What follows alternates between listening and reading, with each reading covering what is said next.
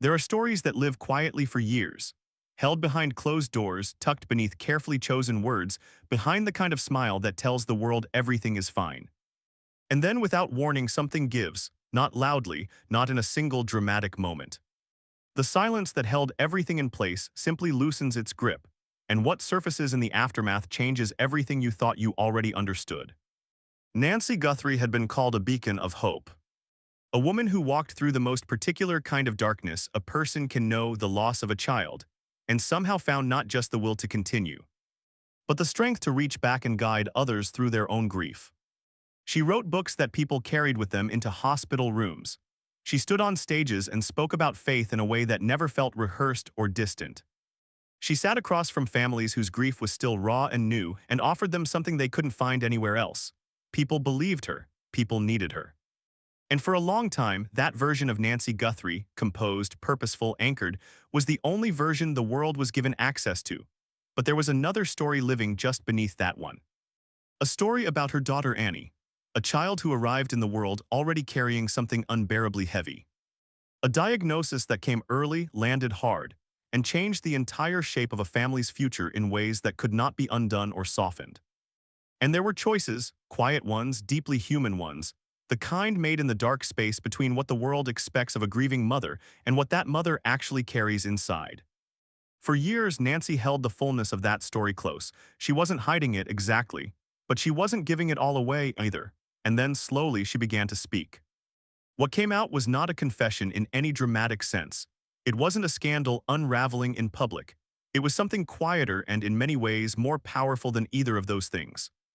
It was the truth, measured, honest, and far more layered than anyone who had only seen the polished surface of her story could have fully anticipated.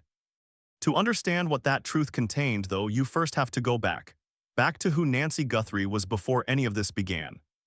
She grew up shaped by faith, and not the kind that functions as decoration, not the kind you wear on a Sunday morning and set aside by afternoon. For Nancy, her belief was structural.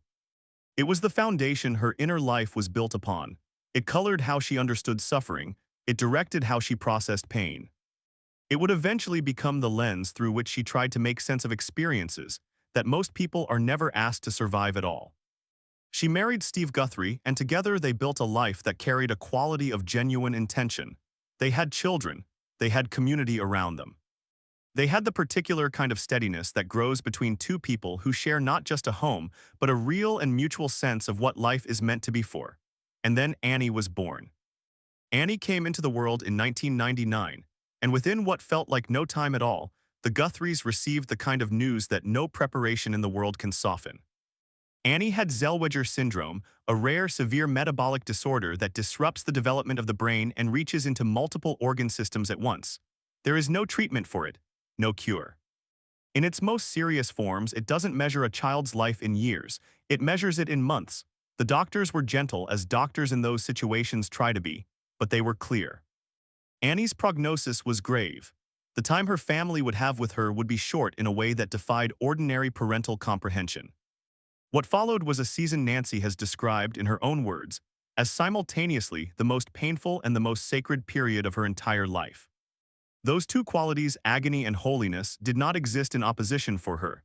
They were woven together, impossible to separate. She held Annie, she cared for her.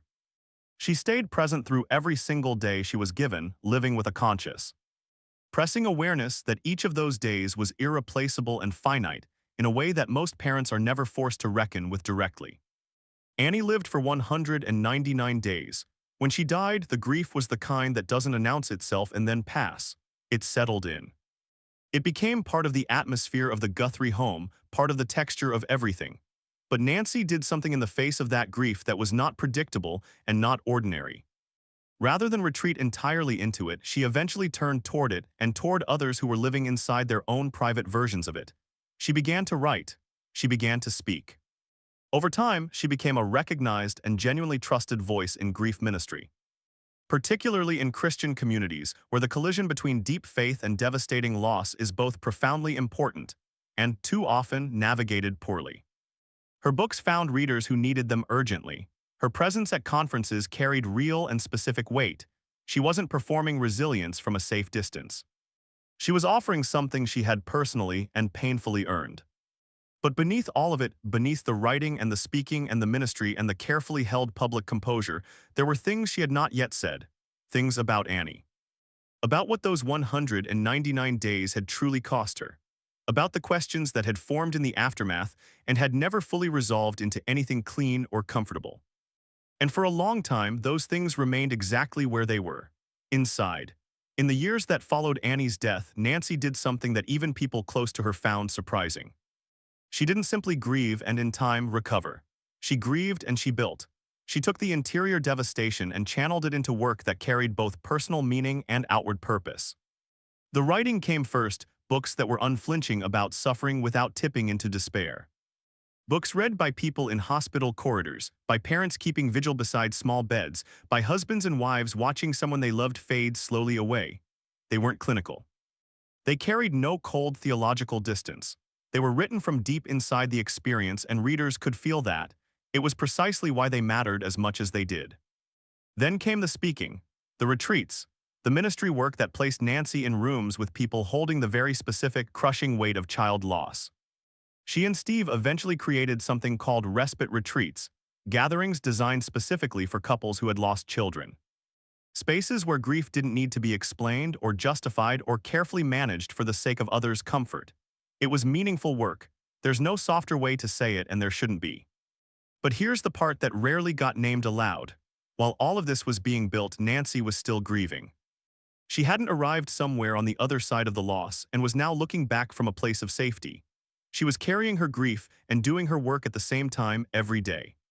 And the distance between the public story, the hopeful woman, the one who had found purpose inside the pain, and the private interior reality was something she almost never addressed directly.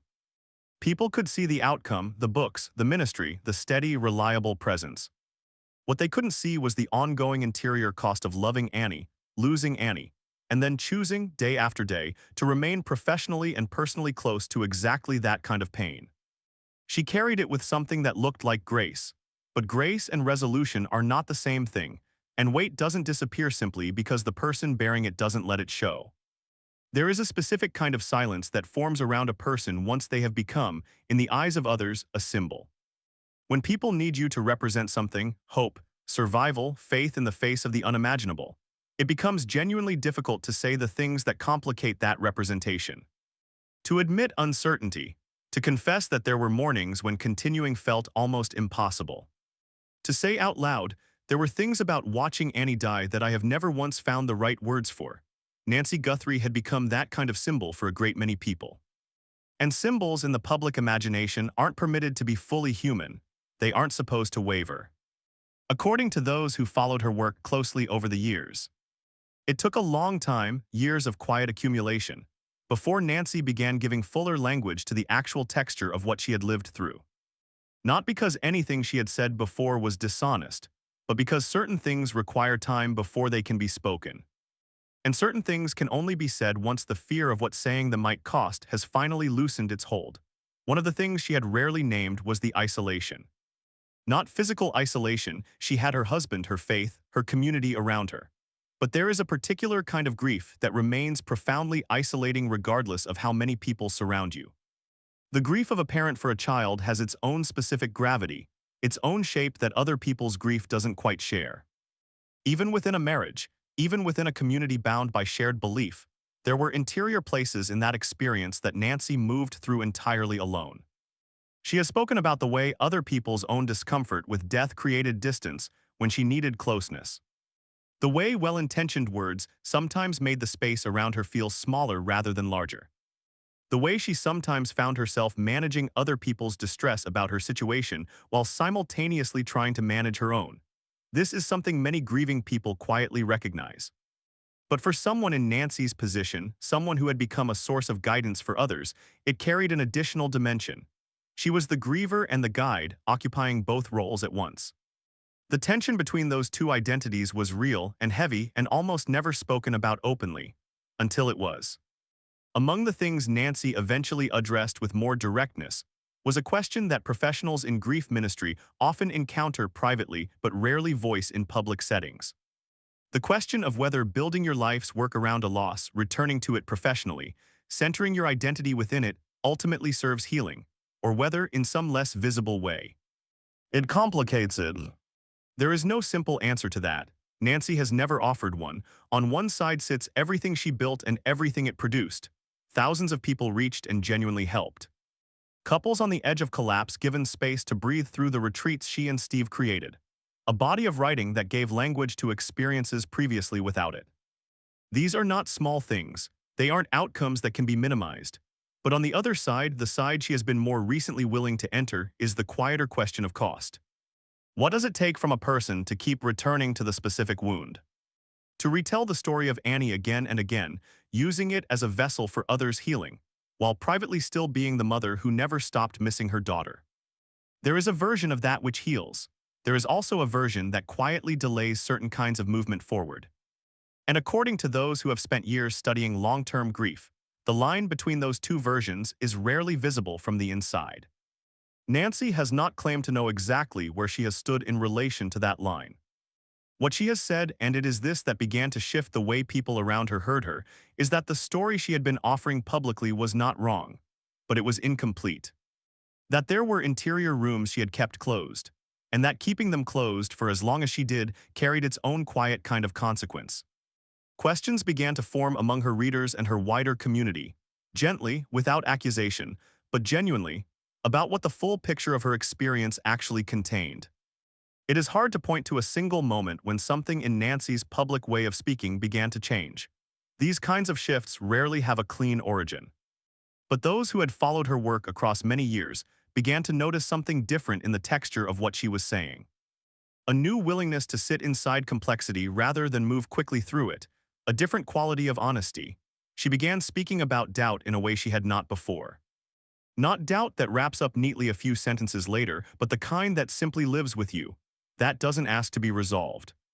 That is just part of the honest landscape of a life shaped by enormous loss.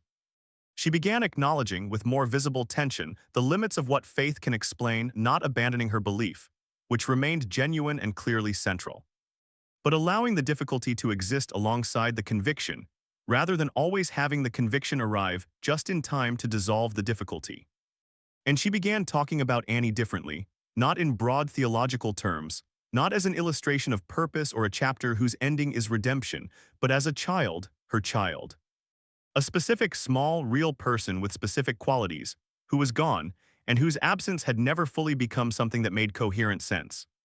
This was the shift people noticed most, because what Nancy had offered the world for years was, in essence, a framework, a way of holding grief that gave it structure. And now she was quietly, carefully acknowledging that the framework and the lived experience were not always the same thing. That a person could believe deeply in meaning and still sit in moments where meaning was completely out of reach. This was not collapse. It wasn't a crisis of faith unfolding in public. But it was more honest than what had come before. And for many of the people who had held her framework close like a lifeline, that honesty was, in the end, more sustaining than the cleaner version had ever fully managed to be.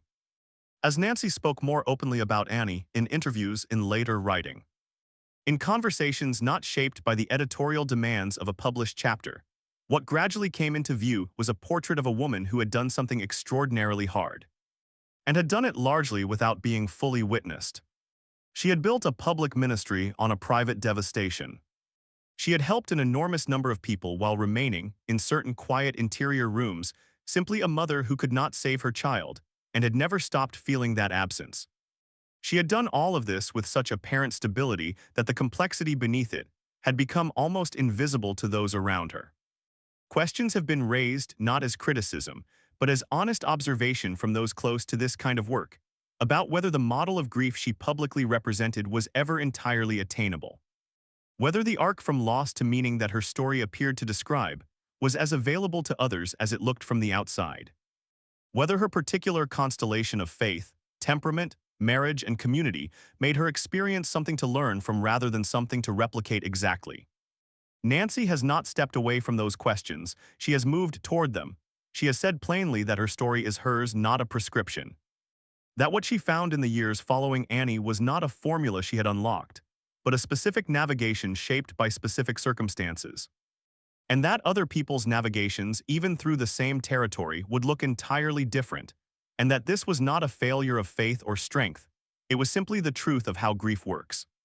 She has also spoken more directly than before about what the years of this work cost her. About the period when helping others was also, quietly, a way of remaining close to Annie. About the way grief can be absorbed into purpose, and how that transformation can be both genuinely good and quietly, unexpectedly complicated at the same time. No official conclusion has been reached about what any of this means for her legacy or for the work she continues. These questions remain open, in the way that only truly honest questions do. What is clear, simply, is that the woman speaking now is more fully present than the one who stood at podiums for years, with everything held perfectly and carefully in place. The silence had finally given way to something truer. Annie Guthrie lived for 199 days. In that span of time, she changed the direction of her mother's life in ways that are not easy to describe and resist being made tidy. Not through anything remarkable that she did, she was an infant, fragile and dependent and beloved, but in the way that certain experiences reach inside a person and rearrange something fundamental. Permanently, in a way that doesn't announce itself and doesn't ask permission, Nancy Guthrie became someone she almost certainly would not have become without Annie. The writer who could reach grieving people in hospital corridors. The minister who could sit with devastated parents and offer something that felt real and earned rather than delivered from a safe distance. The voice that a particular community of suffering people needed and found. All of that grew, at least in part, from those 199 days. But here is the thing that took years to say out loud, and that once said opened something that had long been closed. The story that gets built around a loss, the meaning assembled from the rubble of it, the purpose that grief gets reshaped into, that story is never the complete story. It is always, by necessity, a selected version, not dishonest, but curated, because the full version is too vast, too internally contradictory, too resistant to clean narrative to ever be wholly told. What Nancy Guthrie eventually offered the world was not a retraction of what she had said before. It was a deepening.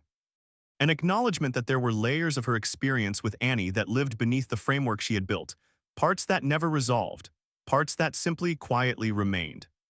And perhaps that is the most significant thing she could have offered, because the people who needed her most were never the ones whose grief had already found its footing.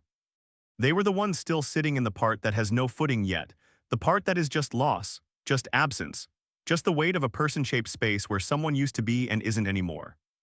When Nancy allowed that part of her own experience to become visible, when she stopped managing it for the comfort of her audience, she didn't diminish anything she had built. She enlarged it. She made it true in a fuller, more honest way. She made it reachable for the people who had never quite been able to fit themselves into the hopeful version of the story, and who had quietly wondered if their difficulty doing so meant something was wrong with them. Nothing was wrong with them. And in a way that was quiet and controlled and completely without fanfare, Nancy Guthrie finally said so. Annie's life was short. The questions it left behind are not. They live with a family, they live with a community. They live with anyone who has ever stood in front of something that cannot be fixed or explained or made to make sense, and had to decide anyway how to keep living. You carry it. You let it change you.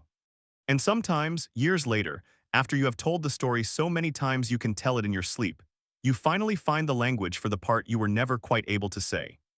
That is what happened here, and it matters more than it might first appear. If this story settled somewhere in you, if it stirred something you weren't quite expecting, that's worth a moment of your time. Stories like this one don't ask for fast reactions. They ask for the kind of quiet reflection that happens after you have closed the screen, and the room has gone still.